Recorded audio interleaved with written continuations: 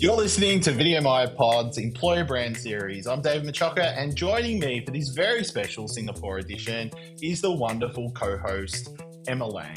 We're sitting down with incredible people shaping employer brand across the region to have honest conversations about what's working, what's not, and where to next for employer brand and recruitment marketing. Where's it all heading? There's a lot to learn from this part of the world in Singapore. Let's get into it. Well, welcome to the VideoMy podcast, where we go deep in employer brand. That's the series that we're uncovering. I'm David Macciocca. I'm Emma Lang. And I'm Jenny Roberts. And I am so excited to be unpacking this episode. This will be a good one. Yep. You've received a global EVP, and how do you localize that? So we're going to go 2 inches wide and a mile deep on this topic, and we're really looking forward to unpacking it. Yeah, it'll be a really interesting one. I think quite often here in Asia, we come across this so often of being handed a beautiful EVP or a global one and hopefully being part of that, but then just expected it to roll it out just as it is. So before we jump in, do you mind if you just share a little bit about yourself and your background? Sure. So I've been in employer brand now for coming up to 20 years, which I don't really like to think about. Obviously in my head I'm much younger. At least you didn't put a plus at the end of that. Yeah. Actually, I should have said 15 plus years and that would have been better. I started agency side as a media planner. So right back in the day where everyone was doing print advertising, you might get an online job listing with that print advert, and then worked all the way through working on graduate campaigns, experienced hire, before moving in-house and seeing the other side of the coin, so to speak. Had lots of industries, lots of people, lots of different stakeholders, lots of people that either completely understand employer brand and EVPs or have no idea and you have to educate from scratch. So a wide range. And famous brands? Famous brands, yes. I've worked with Accenture, Bank of America Merrill Lynch, Thales, Linklaters, BP. So, wow. Yeah. Incredible. I could go on. I'm actually forgetting a lot, and I feel bad, just in case there's any previous clients watching this. Well, there's just so many incredible brands who have HQ here in Singapore. Yeah. So the problem that we're going to unpack is likely to be very relatable to a number of people who've just been gift wrapped this global EVP and told to roll that out. Yeah. But it doesn't always align locally. So unpacking how you've gone about it and how you've given advice and maybe created change will be a fascinating conversation. Yeah. Hopefully. Definitely. So with that in mind, is there a place you'd like to start around that localization journey? So when you typically get that gift wrapped present, where do you start? What's your first starting point there to apply it to the region? So I think it's really important to talk about how important that is to localize, because a lot of companies might develop their EVP, a global EVP, and not really thought about the next steps and when it comes to rolling it out. So, for example, you could give a local market an EVP and you could say, okay, you go ahead and you use this as it is, but you then lose the relevance to those markets. Well, just before we jump into that, like what are some of the signals that you have this intuitive feeling that it's not aligned once you've read it? So, I mean, to take a step back, because I think when you're developing an EVP, it's one of the most important things is to bring on board your local stakeholders in your local markets in the first place. So you shouldn't really get to a point where you're just given an EVP and an employer brand and told to use it. You should. But it does happen. It does happen. And you've experienced this. And I've experienced it. And I think it comes with a lot of challenges when that happens. So, for example, if you want to roll out your employer brand in China and you've got this really cool, fun message that's been developed in the US, and you give it to the China market and you say, okay, here you go. You know, a straight translation of that message will lose all its meaning. So what could it sound like? Oh, like a slogan, it could have a completely different meaning. Okay. It could, you know, I think we try to be very clever in some of the Western markets with our tone of voice and our headlines, and that doesn't work in the Asian markets, because especially if you're going to translate it into a different language, it could lose the meaning completely. When that happens and you're given something, you need to be thinking about transcreation. So you don't want to lose the sentiment of what you're trying to get across from a global point of view and in the Western markets, but you want to make it relevant to that local market without losing that sentiment, if that makes sense. I don't know if I've just... Are you telling the people that you're doing this, or are you just going ahead and doing it? What's your Always advice? bring them on board. Everyone comes on the journey with you. Sure. But, you know, that's actually a very good point, because it's very important in the local markets to get those stakeholders on board and make them feel like they're part of that journey and they're having an input, because it is important that they want to get the hires just as much as people in the UK want to get the hires. So you really do have to, you know, get their input, and it's important for you to be able to then translate that message appropriately. I was going to say, you become the translator effectively on both sides. You've got to translate what global's trying to achieve, listen to the local market, and then find that halfway house that makes both sides happy. Because if we're not listening and the local side isn't brought in, then it just won't be applied. And I've seen that quite often too. The direct translation is just completely lost. Yes. And if that's the first experience, I think, with localizing that EVP, the local stakeholders can immediately just start to back off a little bit. Yeah. I've got a question, because when I think of an EVP, I think of a statement, and I think of pillars that sit underneath that. And there's a pillar, and there's behaviors to that pillar. Yeah. Are you saying that there can be at times completely unrelated, or are there some gems in there that you can work with? No, so what I would say is your core EVP and your pillars globally would remain the same. Hopefully you've done the right research, you've researched across your key markets, your key business areas, and those pillars will remain the same, but how they're expressed in the local market would be different. Mm-hmm. So you might use, if you're talking about growth, for example, if growth is one of those pillars, what pinpoints growth in different markets would be very different. So in one market, it might be growth might mean fast career development. But in another market, it might be more about learning opportunities or stability or leadership. So then you bring it to life in those local markets. So you might think you use local employees, you tell local stories, you highlight benefits that are relevant and resonate with the market to that particular audience. So you keep the consistency, but how you express it across the different markets would be different. Mm-hmm. That's a really good example there of the localization in itself, right? So how is that growth pillar experience and those proof points, how is that aligned in China versus Singapore to Australia? Yeah. How do you go about telling that story, as you've just done, back to perhaps your global stakeholders to say, well, it's different here. Yes, it's the same pillar, but this is why we have to change it. How do you go about that process? For me, it really does come down to the research, and whether you're doing a lot of research or just a small amount, you've got to back up what you're saying with something. And I think a great way to do that could be some internal focus groups.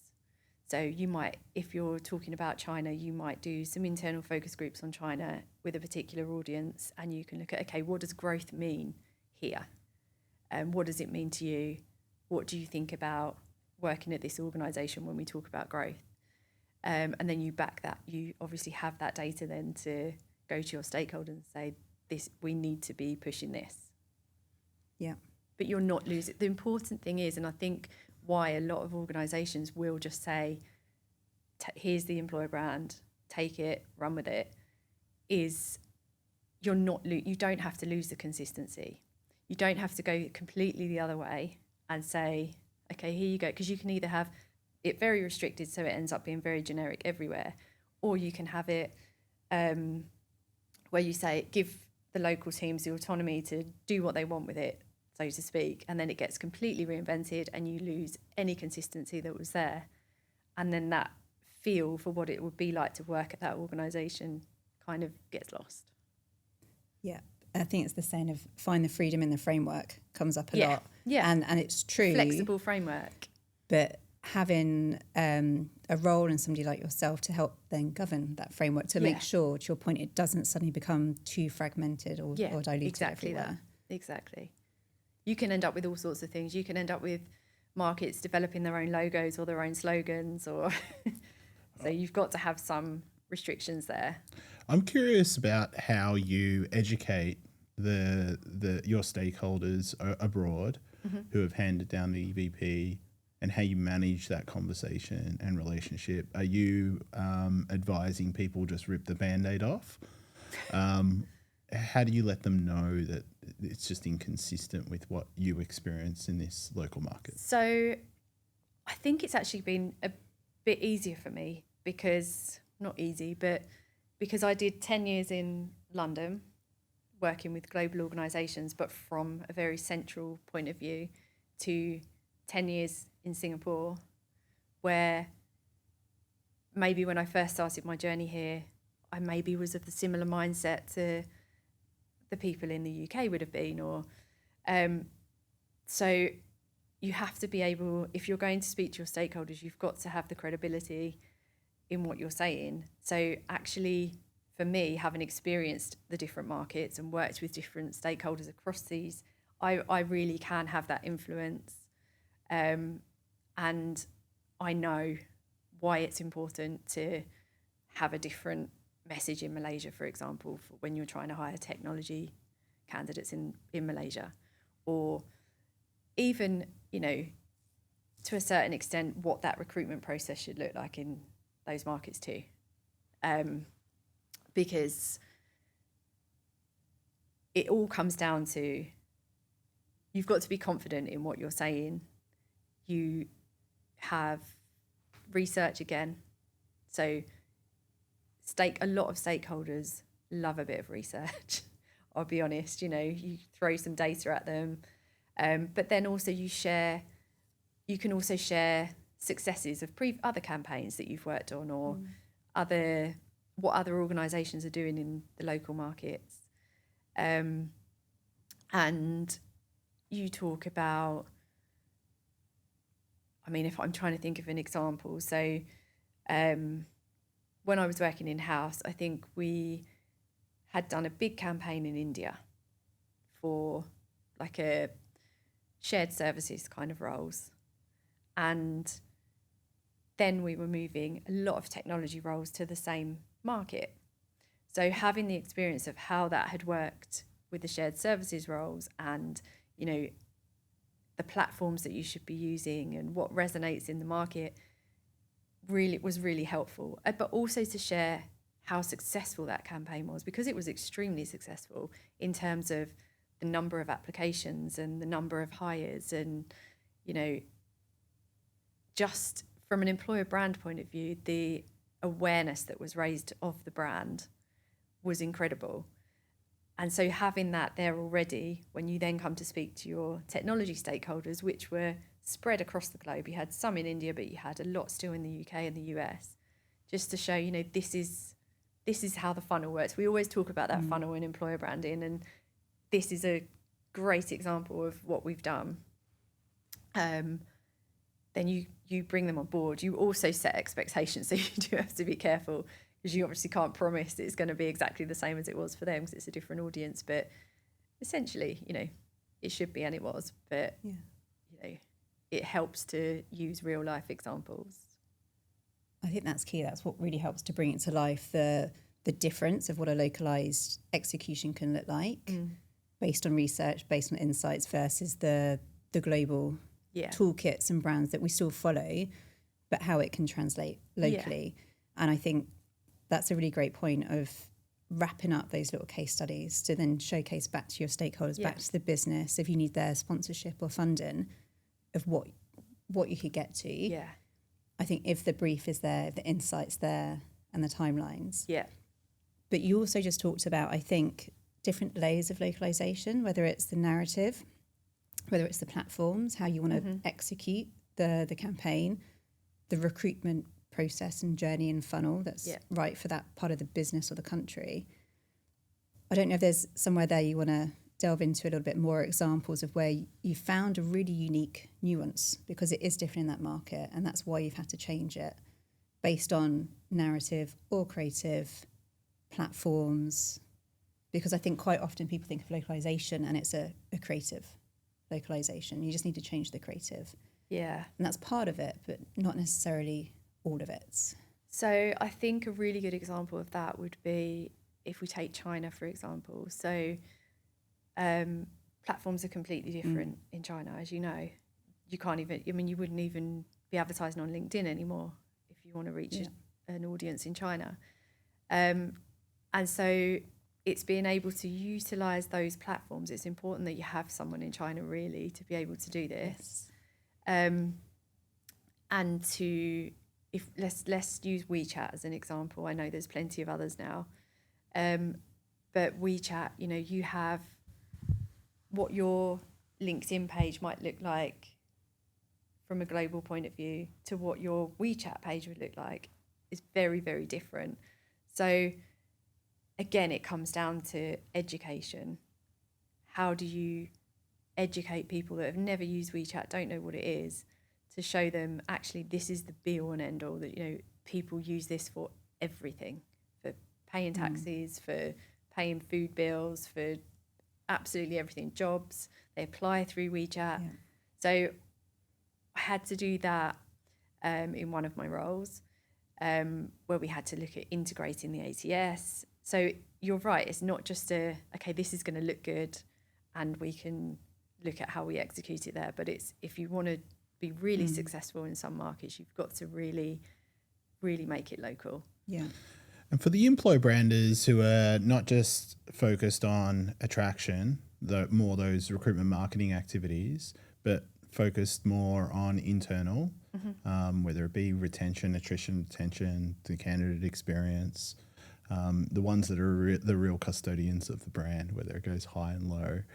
How does that impact them if the employee brand isn't aligned? And what could they be doing to communicate to global to get it right? So the relationship that employer branding teams have with internal teams like brand and marketing and communications and recruiters has to be strong, and it's actually a very difficult one to get right. Two examples I can give you of where I have worked with internal teams and it's been successful. So one, we were developing an EVP, and at the same time, internally, the communications team were coming up with their new values. Okay. The confusion internally with them was, well, hold on a minute. You can't do your EVP because we're doing this and it should be the same. So we had to take it right back to scratch. You know, your values are different. That's what you stand for as an organisation, but your EVP incorporates the values. Incorporates the values, and it's how we talk to the external market. And so we actually ended up working together on sharing research. They were doing their own internal research. We shared the research that we'd done externally and internally. And it ended up being very nice and seamless, and you could see the connection between the two. But there was a lot of education at the beginning of that conversation, with lots of different people. Yeah, and I can imagine that would be even harder if they're a distance away. Yes, yes. And again, bringing in that local, because when these values are created, they're generally created from the head office. CEO, executive. Exactly. Yep. So also bringing in that has to be, you've got to have some local nuances in there. It's got to resonate with everybody. And that was a success. So that did work. And then also when we're talking about, we can do a lot externally. We can make everything look pretty. We can attract the right people. We can do everything up until a point. So when they have hit apply, a lot of the time that then just goes to the recruitment team, who might not have anything to do with the employer brand. Sometimes it's very disjointed in organisations. Sometimes it's in the same team, sometimes it's not. And so it's really important to bring them on the journey as well. So one of the things that I like to do is develop like a recruiter toolkit. So when there is a big campaign, you put together a recruiter toolkit, which shows you how to talk to candidates, what we're saying externally, because you want it to be authentic when people go through that recruitment process as well. And even just simple things like because a lot of the time we get recruiters, especially locally, I didn't experience it so much in the UK and the US, but in the local markets in Asia, a lot of the time the recruiters are really keen to get involved and post something on LinkedIn or, what can we do, which is great. So we need to equip them. We don't want them just posting anything they like on LinkedIn, which isn't going to be consistent with what we're trying to say. The gatekeeper. Yeah, exactly. There's some guidelines to follow. Yep. We'll equip you with the information that you need to follow it, but also to help you do your job. And to localise it. Sorry, to that point, right? So even understanding that broader narrative and context, it's their role when they're talking to a candidate of talking about that in moment, in the function they're hiring for, in their country. In that country, yeah. That has that huge opportunity to translate and make that relevant and connect to the candidate they're talking to. Yeah. So I think they're also not a medium. I want a different platform, right, to localise in. I agree, it's so important to get right. I'm genuinely excited about this one. If you work in talent acquisition or employer brand, you would have come across James Ellis. 4 books, over 15 years of experience, one of the most recognised employer brand authority voices in the world. On September 2nd, he's coming to Melbourne for the first time ever. He'll be talking about how to be choosable, how to be different in a market that's super competitive. If you're in TA or employer brand, or you're a CPO looking for differentiation, this is the most valuable afternoon that you'll have this year. Tickets are in sale now. Don't sleep on this. How do you dress down a hook or a slogan so that it's more meaningful? So you could do, if you are localizing a messaging, or you could run some tests. You could do some focus groups and say, does this resonate? Does this resonate? Or, you can do some A/B testing in markets to see what's going to perform better, which I would recommend that everybody does do that, by the way. Like, it's very important. You don't just go out with one message and think, oh yeah, that's doing well. Have switch images around, headlines around, see what's working. I think that's a really interesting point, because then you can also demonstrate to your stakeholders locally that you are listening, you understand there's differences, and obviously you're always fine-tuning it, optimising it for the market. And again, I think that's another really great example, because your A/B testing might result in one version being fantastic, which could be the complete opposite of what's being run in the US, for example. Yeah, exactly. And again, there's your proof points of the need behind it. Yeah. And quite often, I imagine that I know I've had experiences in the past where local stakeholders have quite firmly said, don't like it, it's not landing. Yeah. And they want to build on it with you. But also having that stakeholder in your corner, back to global, can also be quite a powerful point, in addition to the research, to say, well, the local head of HR or TA or comms also believes the same point, can be quite a powerful tool, I think, to help you mobilise what you want to change. So have you also had some experiences or other ways you've managed to get buy-in to build it with you in market? I think in-house experience, agency, you're always looking for buy-in for everything. But in-house, I think sometimes you do have to request budget, for example, from teams. They might have a hiring need. It might not be seen as important globally, but to them it is. So you want to help, but you also need them to give you budget. So it's, everything that you've just said, talking about what we can do, how we do it, what we've done in the past, and securing that budget. And then, with stakeholders, it's really important not to forget that they're there. So once something's live, they're getting the applications in, but you're kind of then not connected. So it's really important to stay connected with them and keep them up to date with the campaign, because they might want to put more budget into it, or you want to prove that their money is helping them to achieve their objectives. I think that's a great point for all employer brand teams, because so often we're managing multiple projects and campaigns. You're completely right. Once it's kind of campaigns finished or kind of in motion, you're right that you step back and you prioritize the next, obviously, hiring need or campaign you need to work on, but those guys will become your ambassadors and advocates moving forward. So you need exactly that. So, they'll be able to speak to your expertise and share what you've done. The thing that I find we're always having to do in employer branding is talk about ourselves internally, because it's not understood exactly what we do. You're saving the company money. So, that's exactly it. We are. We're saving the money on agencies. I think you have to be able to self-promote internally in employer branding. So what lands when you do that? Because I can imagine if you don't localize your messages, it's expensive, and not just in terms of revenue, but time. Time's precious to us. So how do you communicate that message? Do you know what? I think with town halls, you can share town halls, so you can share with the local market what you're doing.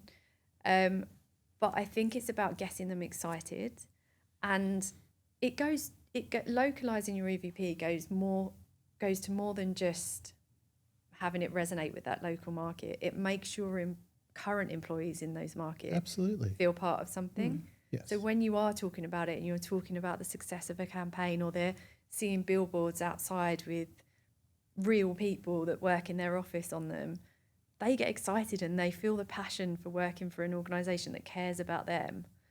And that in turn helps your EVP and your employer brand and your values and it helps your retention. Attrition and retention, which hits the bottom line. Yeah. People feel empowered. I know a really good moment, some of the projects that we've been part of, when people get promotions. It's a great time to be able to hear their story and amplify that, because it's hard to get a promotion. And they've got crooked ways to be able to get that promotion. Exactly. And also to show, if in your employer brand you're talking about, you've probably sat in interviews before and they've said, we're great here. We can move, like, people jump from different departments and move around, and we really support that. But it's being able to tell that story. So, it's all very well just going out and saying we support this. But, if you can say, well, David did, he started as an apprentice and he moved into a completely different department, and you can tell that whole story. It makes people can visualize themselves there. Absolutely. Internal mobility is a big thing, and huge reduction in cost if you're able to shift skill sets instead of recruiters having to start from scratch. And employer brand absolutely impacts that. It impacts it from, and that's what we were just talking offline, the importance of not just reporting into talent functions, but also internal comms. And the rubber can really hit the road from an impact perspective internally, not just to improve the candidate experience, but impact retention. And that's important, because people go to things now like Glassdoor and Indeed and look at the reviews, and reviews are just as important as if you're going to pick a restaurant that you're going to eat out in. You know, people are doing that now for jobs. And so if you're giving your current employees the best experience, they're your ambassadors for life. Even when they leave, they're your ambassadors. And so again, is there an opportunity to leverage stories that you've previously collected to influence how you can communicate globally on how you can localize your EVP? Yeah. So you could pull case studies together, and you can talk about a certain campaign from the start, the content that was created. If you want to look at the reviews, you can look at, you know, what reviews have been left since we've run this campaign, if you're including reviews as part of the campaign, and what made that campaign a success. So was the objective to raise brand awareness? Was the objective to increase applications, or was it the quality of hire? And then put that in a case study, share the content that's in a case study. You can also, another good thing, if you want, because we were talking as well about local employees becoming your ambassadors as well. So you could look at putting a content hub together, like an internal content hub where people can go in and they can share some stories themselves on their own LinkedIn, because the organic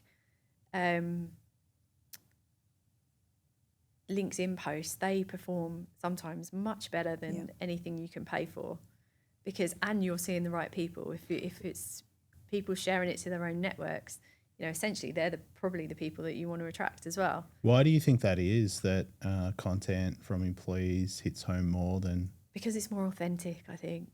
You know, a lot of us are very cynical when we see adverts nowadays.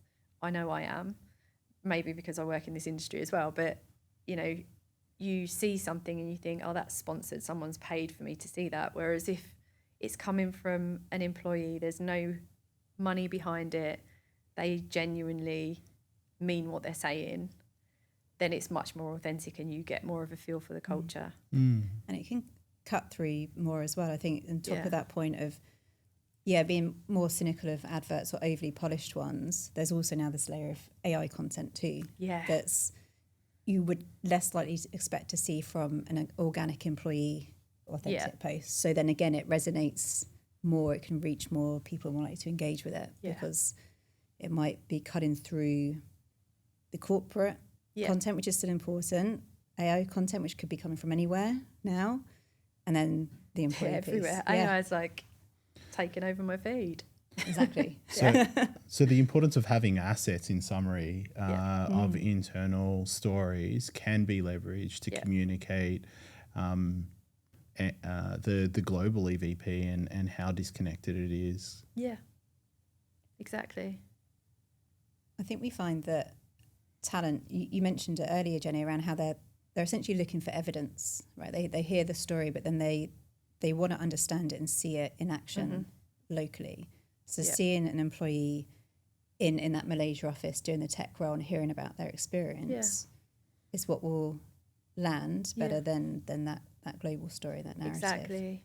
And, you know, I think the other thing that's really important is when you are telling stories, because there's going to be stories globally, but when you are telling stories to the local market, you do want to use local people. You do want to know that if I go and work in this Malaysia office, that could be me, or I'm going to be working with this person, and they're happy to show their face. So, you know, it must be a good company to work for. Whereas if you're getting a lot of corporate content, which might sound nice, a bit fluffy, and you might think, oh yeah, they seem like a good company to work for, you know, you don't know that from looking at a LinkedIn post.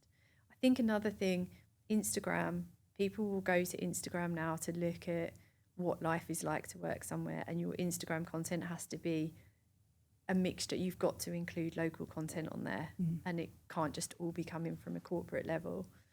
And that's where you see things like volunteering days or staff events, and you can also showcase employee stories on there too, but you'd probably want to do that in a different way. But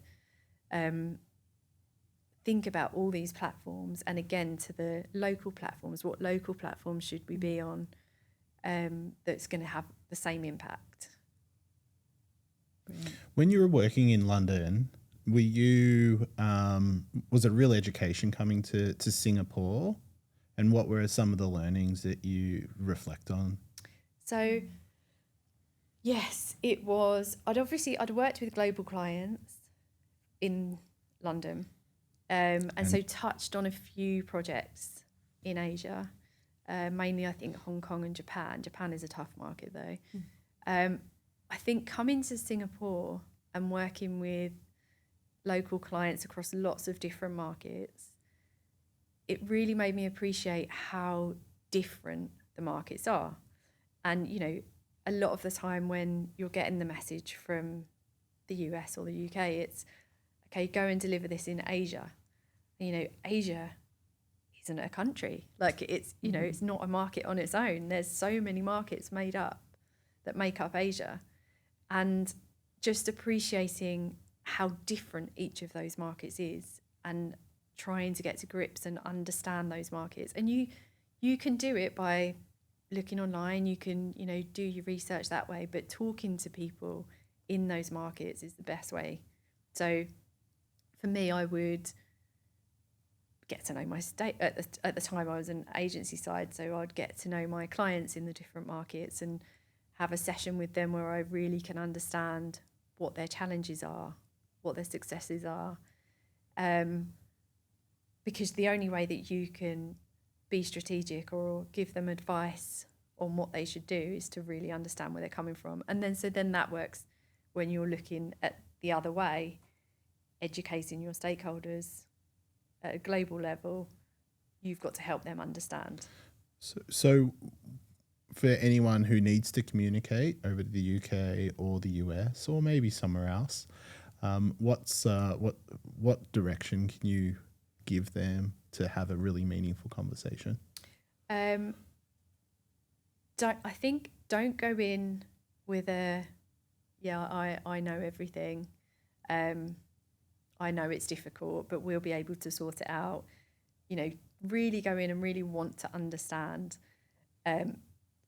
Show that you care and it is important. And, you know, a lot of these markets will sometimes just feel like an afterthought, where cultural differences haven't been taken into account. Like, for example, if you're using red writing or black and white imagery in certain markets, what that might mean. So really show a genuine interest in getting it right, because then you've got your stakeholders on board right from the start. I'd like to build on that, because I've seen, for example, where perhaps you can just go in straight out going, well, all guns blazing, here's the product, let's roll it out, without taking that time to listen and really understand the needs, but also the local ways of doing things. Who do you need to speak to? How to build those relationships? And I know I've certainly had experiences where that you've seen that happen and you think, yeah, we've rolled it out to Asia over there. And then you come to Asia and you realise it didn't even land. No. It's in a folder in someone's inbox. Yeah. And they've actually gone off and done their own thing as a result, because they had such a blanket approach. They weren't brought in on that journey. That whole effort has been lost. That's what I was going to say. It's all about that connection as well. So and that did used to happen a lot. So these markets would be completely forgotten about and just left to their own devices. And so that doesn't only then lend to having an inconsistent employer brand out in the market, but it also stops those employees in those markets feeling like part of the same organisation. They almost feel like they're in a different organisation completely. And the number of times that people have said that to me, you know, when I've worked with clients and I've said, okay, we need to localise this EVP, employer brand. And the client said, well, no, that's not us. We're like a completely different company to what they would be saying in such and such market. And so that brings us back to the point at the beginning where we're saying the importance of bringing the markets on the journey right from the beginning when you're developing the EVP. So they've had an input and they feel like they feel like their opinion matters, because it should, and they're part of the same organisation. Yeah. Partner early and often. Yeah. Yeah. Yep. Yeah. Otherwise, we see that disconnect, as you say, right? The global picture, people join, and it's completely different. Yeah. And I think the other thing with Asia potentially as well, which is how it's been transforming over the years you've been here, is typically the markets in Asia are growth markets for most organisations these days. So rather than this area over here that sometimes is neglected or forgotten about or gets that blanket approach, you've got huge growth markets here now that are typically driving really important revenue streams for organisations. And I think that has really potentially helped to elevate the need and the importance to support the growth, which is the people, which is the hiring, and therefore a little bit more attention to it. So I know previous roles, we've talked that a lot more as well. And I imagine in your experience that's helped, and perhaps have you seen examples where you've been able to accelerate your support in those growth markets because of that? Yeah, it has helped. I think in my experience, I think India was one of the first that was suddenly this growth market, and no one had really paid India any attention. We still hired there, we still did stuff there, but it wasn't seen as, we need to put some effort in. So I think that has helped, but I think what helps now is bringing those markets in at an earlier date and not being on the back foot, like, oh shit, we've got to hire 200 people in 6 months, and then suddenly panic. Okay, we've got to do everything. We've got to understand the market. We've got to research the talent that's available. We've got to look at localizing the EVP. It should be part of a bigger strategy. Perfect. Well, it's a fascinating topic. I feel like we could talk about it for quite some time. Any final question? I'd say, do you have any tips to people who are starting out that journey around localization? Could be a large organisation or small. Based on your learnings and experience in the past, perhaps when things have gone wrong, what would be 1 or 2 tips? So I think if you're just starting out and looking at that localization, then you need to take it back to basics, and it's got to come down to that education, because if you're in a market in Asia, the likelihood is that you're needing to educate your global stakeholders.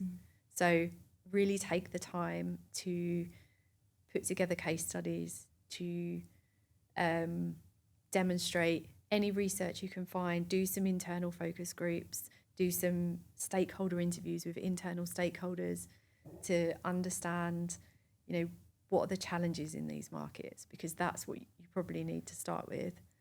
And you've got to just put in the effort to educate your stakeholders, I think. Yeah.